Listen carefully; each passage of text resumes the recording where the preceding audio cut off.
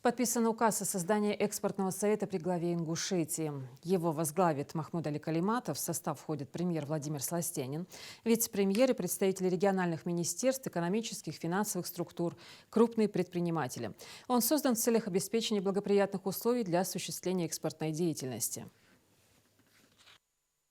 Экспорт продукции в дружественные страны находится в актуальной повестке. Владимир Путин поручил к 2030 году увеличить экспорт продукции агропромышленного комплекса не менее чем в 1,5 раза по сравнению с 2021 годом. Эта цель обозначена в майском указе президента России о национальных целях развития Российской Федерации на период до 2030 года и на перспективу до 2036 года. Хочу отметить, что Ингушетия в прошлом году перевыполнила план экспорта сельхозпродукции. Объем экспортированной нами продукции составил более 1 миллиарда 200 миллионов рублей. Показатель был выполнен на 794% при плановом показателе около 160 миллионов рублей.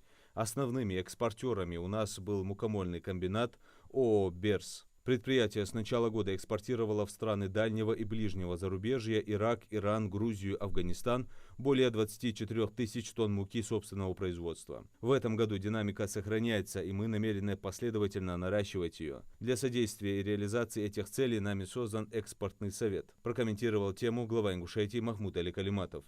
Внешнеэкономическая и торговая деятельность осуществлялась в рамках реализации национальных проектов. В сфере агропромышленного комплекса в Ингушетии реализуются мероприятия 2 нацпроектов: поддержка малого и среднего предпринимательства и международная кооперация и экспорт.